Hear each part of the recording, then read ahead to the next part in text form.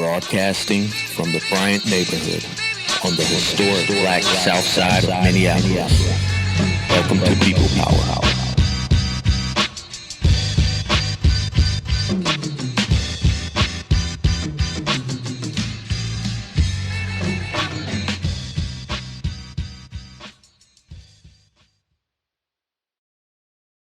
Welcome to People Power, speaking truth to power by bringing you voices from the grassroots. My name is Merjan. I'm your host. Thank you for joining me for episode number 8. This is a special episode as I promised to bring you a whole episode dedicated to Tom Lyden. I'll be back soon with the People's Updates. I'll play for you my whole interaction with Tom Lyden, as well as my recent conversation with Devin Hogan, an activist here in South Minneapolis. Today, I want to remind viewers that the struggle in Minneapolis is much bigger than police brutality. That's just the tip of the iceberg. Activists have been saying the cops are just the bouncers in the club. As activists, which of course I include myself, we fight to tell the stories of injustice, where the powers that be and the corporate media have denied people's voices. Last summer in my column for The Uptake, just days after police in Kenosha shot Jacob Blake, and we saw a resurgence of the uprising in Minneapolis, along with other cities, I wrote about the real struggle at hand here in the community where George Floyd was lynched. The extractive relationship in this town has remained uninterrupted. COVID-19 has exposed modern-day wage slavery, not just in this city, but in this country. In Minneapolis, white people disproportionately own land, property, and businesses, thus disproportionately controlling the rising rents and stagnant wages. Black and brown workers disproportionately make up the low-wage workforce, who are now deemed essential workers and have little choice to stay home and protect themselves from the pandemic because landlords need to make profits first and foremost. City leaders have not improved the conditions of our most vulnerable communities in the least since the last uprising in May, the core issues underpinning the rage after the murder of George Floyd, end quote. Now, in addition to everything we experienced as a city last year, we are dealing with the murder of Dante Wright by Brooklyn Center Police and the violent police response with Operation Safety Net, which is nothing short of a continuation of the brutal policing people are protesting against in the first place. The real plan at hand is the city, along with wealthy developers and the gentrifiers, have been working overtime behind the scenes to turn our communities into colonies for the white and wealthy who don't live in our communities but own most of it. The equity from our land is used to increase their capital for their slush funds and early retirement, all extracted from our communities. At Jillian Ingram 15 broke it down on social media of the racket capitalism is. They wrote, "The problem with capitalism is that if you aren't born into wealth, your only capital is your labor. So automatically, your human body is now a commodity that you must sell, and if you can't sell it for enough, you won't be able to care for it and lose your capital." The powerful have cooperated with each other in Minneapolis to attack activists who want accountability and an end to the violence inflicted on already vulnerable populations and better conditions for people. You know, the Tom Lydens and the folks who have been on the wrong side of these issues consistently, you know, if you ask me, these are the folks who are responsible for burning the city down, for the city being lit on fire and being destroyed. Because again, folks said there's a path towards peace and towards justice if the powers that be will listen to the folks most impacted. And they refuse to listen, right? We were having these conversations in the Bryant neighborhood, you know, going back to before the murder of Jamar Clark, and then after the murder of Jamar Clark and after the murders of Philando Castile, that gave us more momentum to have these conversations. And we were warning folks years ago, like, hey, what's happening in Baltimore, what's happening in Ferguson, Minneapolis is gonna be next. Devin Hogan, president of the Minneapolis DFL Party and vice chair of the Lyden Neighborhood Association, recently shared this comic on social media from 1884 in Puck magazine, a pioneering political satire of the times. The caption from Puck magazine reads, "The only way to prove that you have been clubbed by a policeman, photograph him in the act." And it shows a policeman striking a photographer over the head with a billy club. Again, that's from 1884, where modern police in America was maybe just a couple decades old at that time. I had a recent conversation with Devin. He helped me reflect on a community meeting a few years back when the Lyden Neighborhood Association asked me to speak and give a brief overview of the history of policing in America. The following demonstrates what happens when the news reporter and the cameraman are working with the police against our communities who are in desperate need of justice. They They saw that we were having a community conversation about the police and thought, great, this is something we can derail and waste everyone's time on. So here's what prompted it. The neighborhood has what's called a crime and safety committee. Ages ago, when it was first founded, was called the Crime and Drug Committee. And so the Lyndale Walkers was born out of that. And basically, it's a group of, for lack of a better word, concerned residents that, especially throughout the early 90s, would go out of their way to police slumlords, I guess you could say. And then so over time, they sort of integrated themselves into the 5th Precinct. So the group started because they felt that the police were not responsive enough to the needs of the neighborhood when it came to in their words, gang violence and stuff like that. And in addition to that, the slumlords like Friends and Spiros Zorbalas had a bunch of buildings in the neighborhood. And so they would do things like the Lyndale Walkers, which is a fantastic idea, which is just a group of neighbors walking the streets, being eyes on the street, being neighbors and showing that we're out there and we care about what happens in our neighborhood. But what they used that for, especially in the 90s, was to police other people. So they would call 911 on suspicious activity, call 311 on houses that hadn't mowed their lawn, and so on and so forth. And so fast forward 25, 30 years, and the Crime and Safety Committee submitted their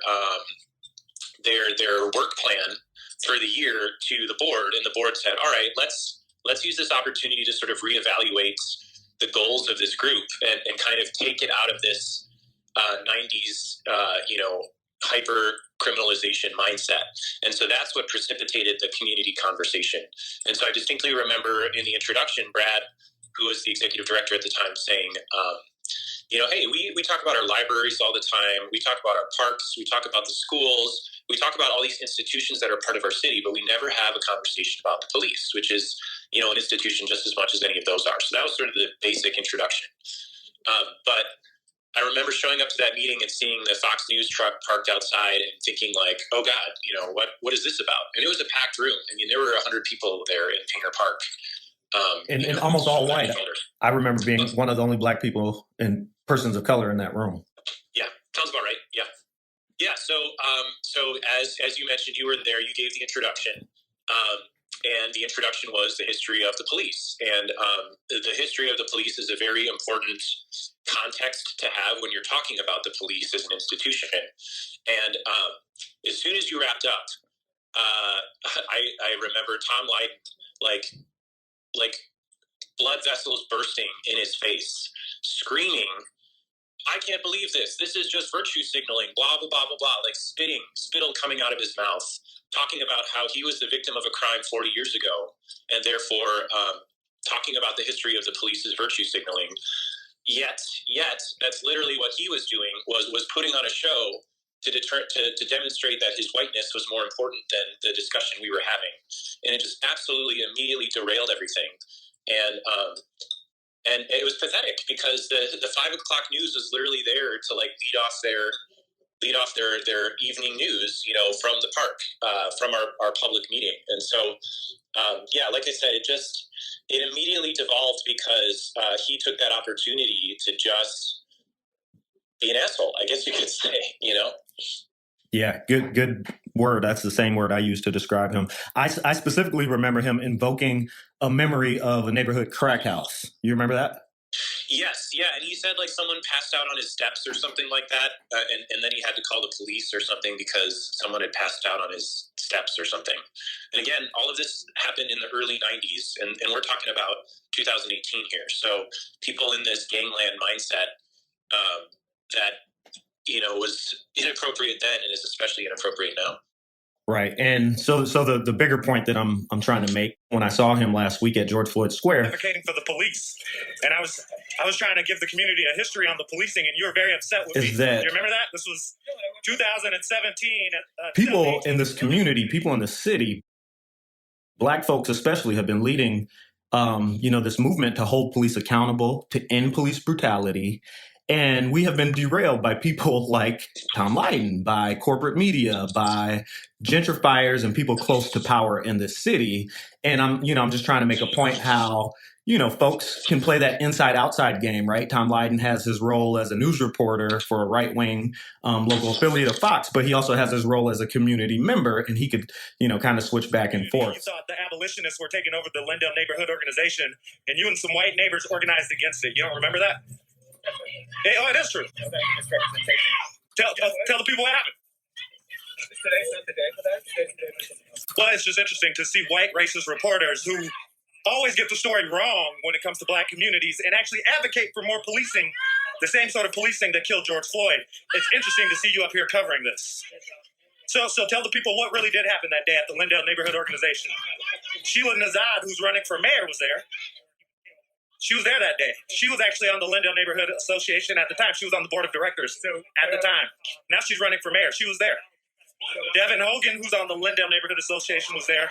He's the head of one of the DFL caucuses. Okay.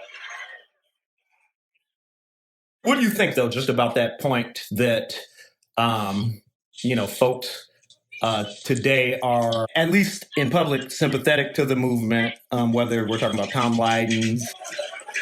I just ran into Tom Lyden from Fox News. He is known for his racist reporting. Or just regular community members who we know are really hostile and working behind the scenes to gentrify these communities, to increase police presence. Yeah, so increased police presence, I'm glad you brought that up, because that was the specific term that the Crime and Safety Committee used that triggered this whole thing. And so one of their goals was to increase police presence in the neighborhood. And so, and that had been one of their goals for ages at that point. And so that specific phrasing is, I think, what set all of this off and said, all right, let's talk about why that may not necessarily be good for us as a neighborhood, why that doesn't make us safer, why people feel uncomfortable around the police. And I think that specifically is what set it off. Trying to counter Black Lives Matters movement as it was growing in the last 5 or 6 years here in Minneapolis. Now he's here at George Floyd Square covering the movement, camouflaging with the rest of the reporters like he's a real journalist.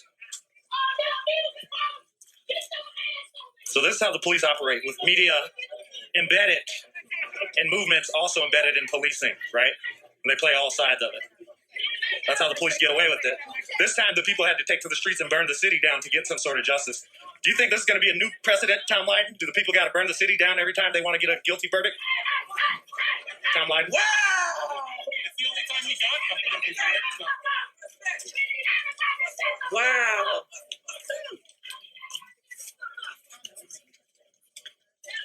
It's okay. That's a reporter? Yeah, that's Tom Lyden. He's a racist reporter from Fox 9. Okay, well, very racist. Get him out of here. It's a racist reporter from Fox 9? So this is a racist reporter. I met Tom Lyden. I met him at the Lyndale Neighborhood Association community meeting in 2018. He was advocating for police as we were having a meeting. Yep.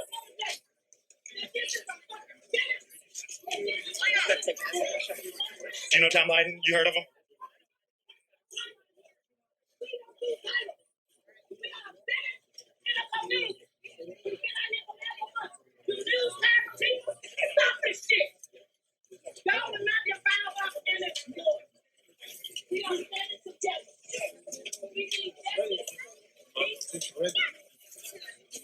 Has Fox 9 been reporting on Chauvin's background, the fact that he killed 3 other people before George Floyd? What's that? Has Fox 9 been reporting on Derek Chauvin's background and the fact that he killed 3 other people before George Floyd?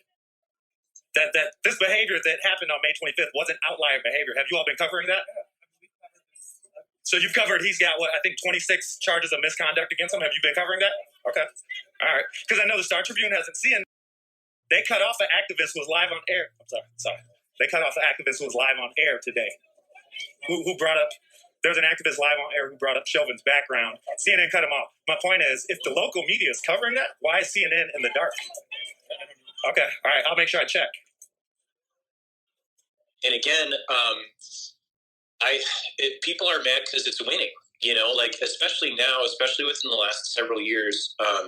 So 2018, this would have been after Jamar Clark, after Philando, and just before Justine Demond. And so people were well aware of the kind of extreme issues of policing as a system and how that's affected us in the city. And especially now, I think people are starting to cross the Rubicon, as it were. People are moving from reform to abolition. And man, after Dante Wright's and just the extreme, just unnecessary, traumatic crackdown by the states, I think certain people are retrenching, on their side of the police. Only the police can save us. But I think more and more are crossing over, and the status quo finds that very dangerous, and they don't like that, and they're overreacting in kind, and so it's to be expected. And as a white person, I recognize that I always need to be challenging my own whiteness, but good Lord, I still can't get over how surprised and I continue to be by all of this, and it's just a continual reminder of just how entrenched these systems are and just how hard white supremacy is going to work to continue to replicate itself. And so I will no longer take that for granted, and just have to always be continuously challenging myself and the systems as they manifest, It's important for viewers outside of Minneapolis to know, as far back as 2013, after the Minneapolis police murdered Terrence Franklin in cold blood, there was a city full of black people warning the mayor what's going to happen if they didn't rein in their police and the banks and the developers that paid them to do dirt. But white liberals do not have to give any credibility to what black people have to say in this town. This is how the vicious cycle continues uninterrupted. I shared this on social media recently to spark some ideas, but I've been trying to do this work for years now. This isn't new. In order to interrupt this, I wrote, if I was mayor, I would create a new partnership with the Social Justice Law Clinic and Community Journalist Program to do community outreach and teach community members to write about the injustice they've experienced at the hands of government and businesses and tell their own stories. I would allocate funds to create an online database cataloging the injustices to build a case for sweeping transformation and a reparations sales tax that redistributes wealth, beginning with African American communities, as well as hold every single person responsible for the crimes against our communities accountable. It's not rocket science, but injustice was the point. Police brutality was the point. With the goal to keep us landless and powerless.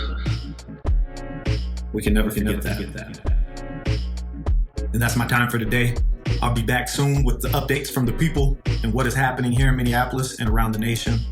And as always, all power to the people who organize. Peace.